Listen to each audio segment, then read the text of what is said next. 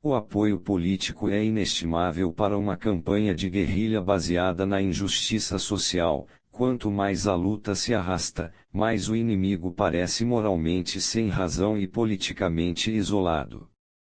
Tente sempre aliar sua campanha de guerrilha a uma causa que possa defender como justa e digna.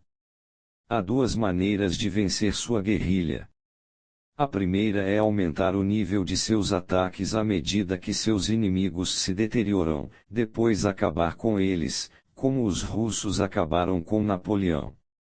O outro método é tirar proveito da simples exaustão. Você simplesmente deixa o inimigo desistir, pois a luta não vale mais a provocação. A última opção é a melhor. É mais barata para você em termos de recursos, e tem melhor aparência. O inimigo caiu sob sua própria espada. Mas até uma campanha de guerrilha não dura para sempre. Em um determinado ponto ela começa a trabalhar contra você também. Se o encerramento está demorando demais, você deve partir para a ofensiva e acabar com o inimigo. Na Guerra do Vietnã, os norte-vietnamitas arrastaram a guerra até um ponto em que ela também estava lhes saindo caro demais. Foi por isso que lançaram a ofensiva Tet, em 1968, para acelerar bastante a deterioração do esforço de guerra dos Estados Unidos. A essência da guerrilha é fluidez. O inimigo sempre tentará se ajustar ao que você está fazendo, tentando se equilibrar neste terreno pouco familiar.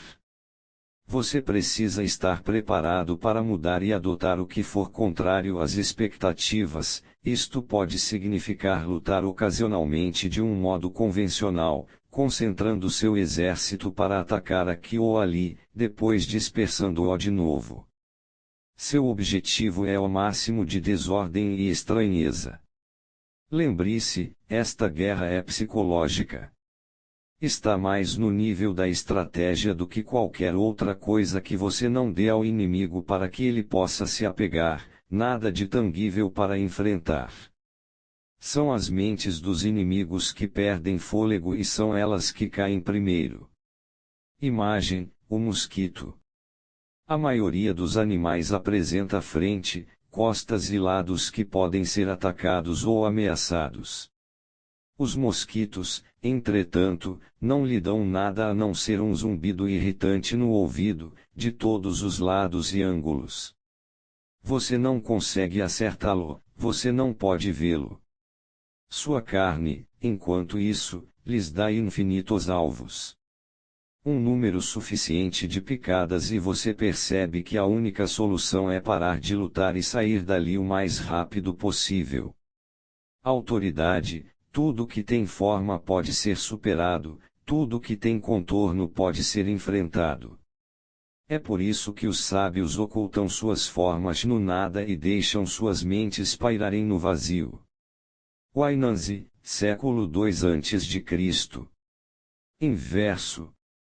Uma estratégia de guerrilha é extremamente difícil de enfrentar, por isso é tão eficaz. Se você se encontra em uma luta com guerrilheiros e usa métodos convencionais para combatê-los, está fazendo o que eles querem. Vencer batalhas e tomar territórios não significa nada neste tipo de guerra. A única contra-estratégia que funciona é inverter a inversão dos guerrilheiros, neutralizando as vantagens deles. Você deve lhes recusar a liberdade de tempo e espaço de que precisam para a desordem que causam. Você precisa trabalhar para isolá-los física, política e moralmente. Acima de tudo, você não deve jamais reagir gradualmente, avançando suas forças pouco a pouco, como os americanos fizeram na Guerra do Vietnã. Você precisa de uma vitória rápida, decisiva, sobre esse tipo de adversário. Se isto parecer impossível, é melhor pular fora enquanto pode do que mergulhar na guerra prolongada para a qual o guerrilheiro está tentando atraí-lo. 27. Faça de conta que está trabalhando pelos interesses alheios enquanto promove os seus. A estratégia da aliança. A melhor maneira de promover sua causa com o mínimo de esforço e derramamento de sangue é criando uma rede de alianças que mudem constantemente, conseguindo que os outros compensem suas deficiências, façam o trabalho sujo, combatam suas guerras, gastem energia fazendo você avançar. A arte está em escolher os aliados que se encaixem em suas necessidades do momento e preencham os hiatos de seu poder. Dê-lhes presentes, ofereça-lhes amizade, ajude-os em épocas difíceis, tudo para que não vejam a realidade e fiquem como sutis devedores com relação a você. Ao mesmo tempo, trabalhe para semear dissidências nas alianças dos outros, enfraquecendo seus inimigos ao isolá-los. Embora formando coalições convenientes, mantenha-se livre de envolvimentos negativos. O aliado perfeito. Em 1467, Charles, o conde de Charleroi, com 34 anos, recebeu a notícia pela qual esperava secretamente havia muito tempo: o pai, duque de Borgonha conhecido como Filipe, o Bom morrera, e Charles era o novo duque. Pai e filho haviam se chocado durante anos. Filipe era paciente e prático, e durante seu reinado aos poucos conseguira expandir as posses já magníficas da Borgonha. Charles era mais ambicioso e guerreiro. O império que herdou era imenso, incluindo Flandres, Holanda, Zelândia e Luxemburgo ao norte da atual França, e o próprio importante Ducado da Borgonha no noroeste da França. Agora, como duque, Charles tinha o poder e os recursos sob seu comando para realizar seus sonhos de conquistas na Alemanha e mais além. Dois obstáculos estavam em seu caminho. O primeiro eram os cantões independentes da Suíça, a leste da Borgonha. Charles teria de incorporá-los a seu território, à força, antes de avançar para o sul da Alemanha. Os suíços eram guerreiros valentes que não aceitariam gentilmente uma invasão. Mas no final eles mal podiam se equiparar em tamanho e potência ao exército do duque. O segundo obstáculo era o rei Luís XI da França, primo e arquirrival de Charles desde criança. A França na época ainda era um estado feudal, composto de vários ducados como a Borgonha, cujos duques deviam aliança ao rei. Mas estes ducados eram na verdade potências independentes e podiam formar sua própria liga se o rei ousasse provocá-los. A Borgonha era o ducado mais poderoso de todos eles, e todos sabiam que Luís sonhava em absorvê-lo e fazer da França um poder unido. Charles, entretanto, sentia-se confiante de que podia superar seu primo mais velho tanto em diplomacia como na arte de guerrear. Afinal de contas, Luís era fraco, até um pouco mole da cabeça. De que outro modo explicar sua estranha fascinação pelos cantões suíços? Quase desde o início de seu reinado, Luís os havia cortejado assiduamente, tratando-os quase como iguais da França. Existiam muitos estados mais poderosos com os quais ele poderia ter se aliado para aumentar o poder da França, mas ele parecia obcecado com a Suíça. Talvez sentisse uma afinidade com o estilo de vida simples deles. Para um rei, ele mesmo tinha gostos bastante camponeses. Luís tinha aversão por guerras, preferindo comprar a paz, mesmo que o preço fosse alto, a financiar um exército. Era imperativo que Charles atacasse agora, antes que Luís percebesse e começasse a agir mais como um rei. Charles armou um plano para realizar suas ambições. Primeiro ele avançaria para a Alsácia, entre a França e a Alemanha, e engoliria os reinados fracos na área. Depois formaria uma aliança com o grande rei guerreiro da Inglaterra, Eduardo IV, a quem convenceria a desembarcar um grande exército em Calais. Seu próprio exército se juntaria aos ingleses em Reims, na França Central, onde Eduardo seria coroado o novo rei do país. O Duque e Eduardo descartariam facilmente o fraco exército de Luís. O Duque poderia então avançar para o leste, atravessando os cantões suíços, enquanto Eduardo marcharia para o sul. Juntos, eles formariam o poder dominante na Europa. Em 1474 tudo estava resolvido. Eduardo concordara com o plano. O Duque começou avançando para o Alto Reno, mas assim que iniciou as manobras soube que um grande exército suíço tinha invadido seu território natal da Borgonha. Este exército era financiado pelo próprio Luís XI. Com este ato, Luís e os suíços estavam nitidamente avisando ao Duque que não veriam com bons olhos qualquer invasão dos cantões no futuro, mas Charles tinha forças suficientes na Borgonha para expulsar os suíços. Ele não era um homem para se provocar desse jeito, ambos os partidos pagariam bem por sua ousada invasão. No verão de 1475, o exército inglês, o maior já reunido para uma invasão da França, desembarcou em Calais sob a liderança pessoal de Eduardo IV. Charles foi se encontrar com Eduardo para finalizar seus planos e brindar as suas iminentes conquistas.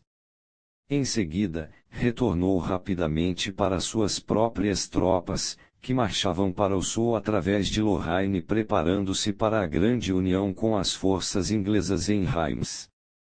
De repente, notícias perturbadoras alcançaram Charles no campo de batalha. Seus espiões na corte francesa relatavam que Luís iniciara negociações secretas com Eduardo. Pelo visto, Luís tinha convencido o rei inglês de que Charles o estava usando e não era digno de confiança. Sabendo que as finanças dos ingleses estavam debilitadas, Luís oferecera termos de paz dinarussos, chegando a uma grande pensão anual paga diretamente ao rei e sua corte. Ele tinha recebido os ingleses com grandes bequetes regados a muita cerveja. E aí, para enorme desgosto e pasmo do duque, Eduardo concordou, assinou o tratado e levou suas tropas de volta para casa. O duque mal teve tempo de se recuperar desta desagradável notícia quando Luís, de repente, enviou-lhe emissários para intermediarem uma trégua a longo prazo entre a França e a Borgonha. Isto era típico do rei, tudo o que ele fazia era inconsistente e contraditório. O que ele estava pensando? Assinar a trégua significaria que o duque agora poderia marchar com segurança contra a Suíça, sabendo que a França não iria interferir. Talvez o rei estivesse guiado por seu grande medo da guerra. Charles aprovou a trégua com satisfação.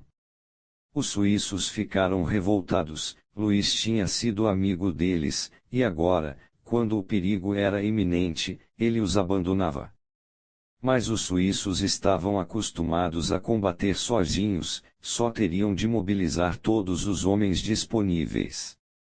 No final do inverno de 1477, o duque, impaciente pela vitória, atravessou as montanhas do Jura dirigindo-se para o leste. Os suíços esperavam por ele perto da cidade de Grenzun. Era a primeira vez que o duque travava combate com os suíços, e foi apanhado de surpresa pelo que viu em sua frente.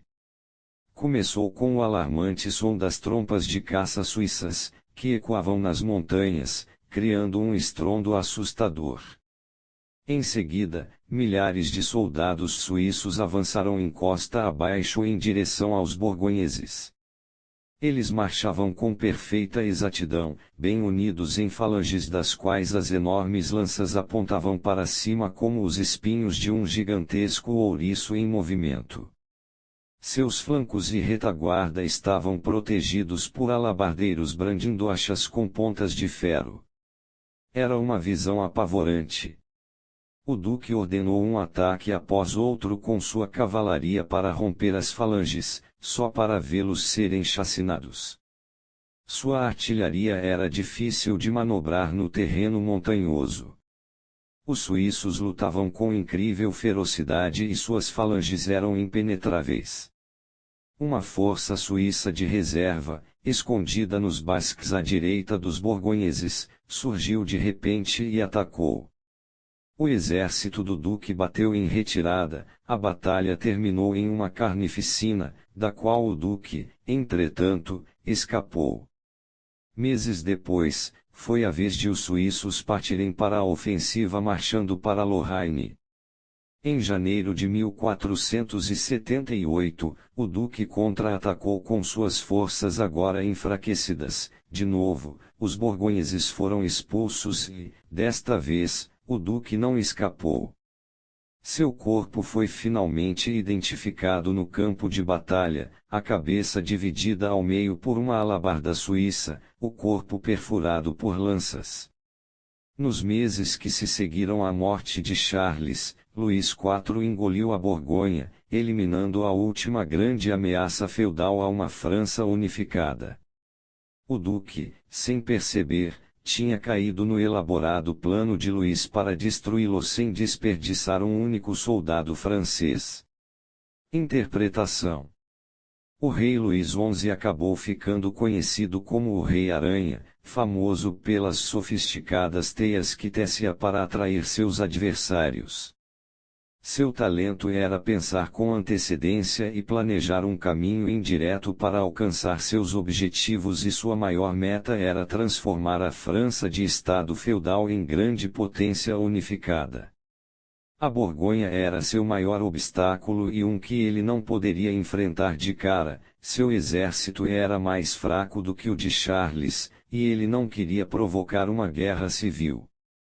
Antes de se tornar rei, entretanto, Luís tinha lutado em uma breve campanha contra os suíços e visto a brutal eficiência com que suas falanges combatiam e como elas tiravam vantagem de seu terreno montanhoso. Ele os considerava invencíveis na guerra. Luís traçou um plano para fazer com que Charles invadisse os cantões, onde sua máquina militar seria destruída. Os fios da teia de Luís foram finamente tecidos. Primeiro, ele passou anos cortejando os suíços, forjando vínculos que os cegaram para suas segundas intenções. Esta aliança também atordoou o arrogante duque, que não podia imaginar o que Luís planejava fazer com um aliado assim. O rei também sabia que, ao fazer com que os suíços invadissem a Borgonha em 1474, ia deixar o duque tão furioso que ele perderia a paciência em seu desejo de vingança. Quando Eduardo desembarcou em Calais, o rei havia previsto a invasão e estava pronto para ela. Em vez de tentar repelir seu poderoso adversário, ele trabalhou para convencer o rei inglês a desistir de sua aliança com a Borgonha, apelando para seus interesses. Sem arriscar uma única batalha tão longe de casa, Eduardo receberia uma recompensa financeira atraente demais para recusar. De novo pensando com antecedência, Luís sabia que, ao engolir finalmente o rico ducado da Borgonha, ia receber de volta muito mais do que estava pagando a Eduardo. Abandonado pelos ingleses, Charles estava isolado, mas ainda determinado a vingar a invasão da Borgonha. A esta altura, Luís mudou de posição assinando um tratado com o duque, eliminando o último obstáculo possível no caminho de Charles até os cantões suíços. Este novo tratado deixaria seus amigos suíços furiosos, mas e daí? Amizade não significava muita coisa para Luís, os suíços lutariam para defender suas terras com ou sem ele. Paciente e claro em seus objetivos, Luís usava alianças como uma forma de guerra sem derramar sangue, destruindo seus adversários ao conseguir que outros trabalhassem por ele. Quase todos nós compreendemos instintivamente a importância de ter aliados. Como operamos por sentimentos e emoções muito mais do que por estratégias, entretanto, com frequência fazemos os piores tipos de aliança. Um erro comum é pensar que quanto maior o número de aliados, melhor, mas qualidade é mais importante do que quantidade. Ter numerosos aliados aumenta as chances de ficarmos envolvidos nas guerras dos outros. Indo ao outro extremo, às vezes pensamos que um único aliado poderoso é tudo de que precisamos, mas aliados assim tendem a tirar o que podem de nós e depois nos largam quando nossa utilidade se esgotou, exatamente como Luís abandonou os suíços. Em qualquer um dos casos, é um erro ficar dependente de uma única pessoa. Finalmente, às vezes escolhemos aqueles que parecem os mais amigos, que pensamos que serão fiéis. Nossas emoções nos induzem ao erro. Compreenda, aliados perfeitos são aqueles que lhe dão alguma coisa que você não pode conseguir sozinho. Eles têm os recursos que faltam a você. Eles farão o trabalho sujo por você ou travarão seus combates. Como os suíços, nem sempre são os mais óbvios ou os mais poderosos. Seja criativo e procure aliados a quem você, por sua vez, também tenha algo a oferecer, criando um vínculo de interesses pessoais. Perder esses aliados de conveniência não destruirá você ou o fará se sentir traído. Você deve pensar neles como ferramentas temporárias. Quando você não precisar mais desse tipo de ferramenta, o abandono não vai significar a perda de um amor. As forças de um aliado poderoso podem ser úteis e boas para quem recorre a elas, mas perigosas para quem se torna dependente delas. Nicolau Maquiavel, O Príncipe, 1513. Falsas alianças.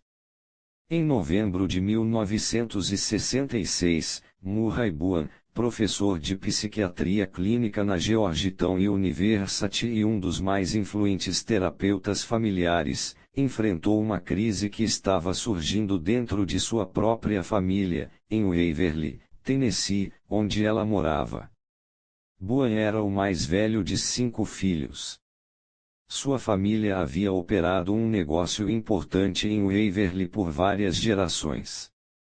O terceiro irmão mais velho, apelidado de John, vinha dirigindo os negócios havia algum tempo. Continuamente sobrecarregado de trabalho e sentindo-se depreciado, John agora estava pedindo o controle da maioria das ações na empresa. O pai o apoiava e a mãe, não? Membros da família por afinidade estavam tomando partidos. A situação era tensa. Ao mesmo tempo, uma morte na família da mulher de John a deixara tão deprimida que isto já começava a afetar a saúde do marido. Um efeito onda vinha se espalhando pelo resto da família, e a irmã de Bowen, a segunda mais jovem e mais instável, estava começando a demonstrar todos os tipos de sintomas nervosos. Bowen estava mais apreensivo, entretanto, por causa do pai, que tinha o coração fraco. Como terapeuta familiar, Bowen tinha estudado um fenômeno chamado onda de ansiedade, no qual um evento periférico seria capaz de detonar um turbilhão de emoções suficientes para causar a morte da pessoa mais idosa da família ou da mais vulnerável. Bowen precisava encontrar um jeito de acalmar esta onda de ansiedade em sua própria família. O problema para Bowen era que ele, também, estava passando por uma espécie de crise pessoal e profissional na época. Uma de suas teorias mais influentes dizia que os membros de uma família eram saudáveis na medida em que pudessem se diferenciar de seus irmãos e pais, estabelecendo a própria identidade, sendo capazes de tomar decisões próprias, estando ao mesmo tempo integrados e ativamente envolvidos com o resto da família. Ele via isto como uma tarefa psíquica difícil para qualquer um. As famílias têm uma espécie de ego grupal e uma rede de conexões emocionais entrosada. É preciso um bocado de esforço e prática para estabelecer uma autonomia fora deste sistema. Mas isso, Bowen acreditava, embora crucial para todo mundo, era também necessário do ponto de vista profissional no caso de terapeutas familiares, que não podiam ajudar outras pessoas de uma forma adequada se não conseguissem se diferenciar de suas próprias famílias. Eles transfeririam seus problemas pessoais para o consultório. E na verdade aqui estava o professor Buan, um homem com 50 e poucos anos, que vinha trabalhando seu relacionamento com sua família havia anos, mas que se via sugado pela dinâmica de grupo, regredindo emocionalmente, incapaz de pensar direito, sempre que ia visitá-la, no Tennessee. Isso o fazia sentir-se profundamente frustrado e deprimido. Estava na hora, ele decidiu, de tentar uma experiência pessoal radical em sua próxima visita à família. No final de janeiro de 1967, Jun Buan recebeu uma extensa carta do irmão Murray. Os dois não se escreviam havia algum tempo, na verdade, Jun estava ressentido com o irmão e vinha evitando encontrar-se pessoalmente com ele havia muitos anos, pois sentia que a mãe sempre tomava o partido de Murray, mesmo que fosse Jun a dirigir os negócios. Na carta, Murray transmitia muitas fofocas a respeito de Jun que membros da família haviam lhe contado ao longo dos anos, sempre com o cuidado de acrescentar que era melhor Murray não deixar seu sensível irmão saber. Murray dizia que estava cansado destas histórias e de ouvir as pessoas lhe dizerem como lidar com seu irmão. Seria melhor, ele pensava, falar diretamente com Jun. Ele terminou a carta falando que seria desnecessário os dois se verem em sua próxima visita em casa, visto que já lhe havia dito tudo o que queria. Ele assinou a carta como seu irmão intrometido. Quanto mais Jun pensava na carta, mais zangado ficava. Murray havia remexido intencionalmente em um ponto de discórdia entre Jun e sua família. Então, dias depois, a irmã mais nova também recebeu uma carta de Murray, dizendo que sabia de seu estado emocional e que tinha escrito a Jun para que cuidasse dela até ele chegar em casa. Assinou a carta, seu irmão preocupado. Esta carta foi tão perturbadora para a irmã como a de Jun tinha sido para ele. Estava cansada de ver as pessoas tratando-a como se estivesse doente e isso só a deixava mais aflita do que estava na realidade. Depois de um breve intervalo, Murray enviou uma terceira carta, desta vez para a mãe. Ele mencionava as cartas que tinha escrito para os outros. Estava tentando diminuir a crise familiar, dizia, atraindo todas as atenções para ele. Escreveu que sua intenção fora a de perturbar o irmão e que tinha material para irritá-lo ainda mais se fosse necessário, mas, avisava, nunca é prudente dividir informações secretas com o inimigo, portanto a mãe devia guardar tudo isso para ela mesma. Ele assinou a carta, seu filho estrategista. Pensando que ele estava maluco, a mãe queimou a carta. Notícias destas cartas passaram rapidamente pela família, mexendo em uma casa de maribondos repleta de acusações, preocupações e ansiedades. Todos estavam nervosíssimos, mas Jun era o centro da tempestade. Ele mostrou a carta de Murray à mãe, que ficou muito preocupada. Jun prometeu que, na próxima visita de Murray à família, ele não só não o evitaria como iria confrontá-lo e dizer tudo o que ele precisa escutar. Murray chegou em Waverly no início de fevereiro. Na segunda noite de sua visita, em um jantar na casa da irmã, Jun apareceu com a mulher, o pai e a mãe também estavam presentes. O encontro durou umas 2 horas. Seus principais participantes foram Murray, Jun e a mãe deles. Foi um confronto familiar desagradável. Jun furioso ameaçava processar Murray pelas histórias grosseiras e acusava a mãe de conspirar com seu preferido. Quando Murray confirmou que ele e a mãe estavam de cumplicidade, de que tudo havia sido tramado anos antes entre ele e a mãe, ela achou isso um insulto, negou ter conhecimento de qualquer trama e disse que nunca mais ia contar coisa alguma a Murray. Jun contou suas próprias histórias sobre seu irmão professor, Murray respondeu que elas eram interessantes, mas que conhecia outras melhores. Toda a conversa girou em torno de assuntos pessoais, e muitas emoções reprimidas vieram à tona. Mas Murray permanecia estranhamente desligado. Ele fez questão de não tomar nenhum partido, ninguém estava lá muito satisfeito com o que ele dizia. No dia seguinte, Murray apareceu na casa de Dunedin, por algum motivo, ficou feliz em vê-lo.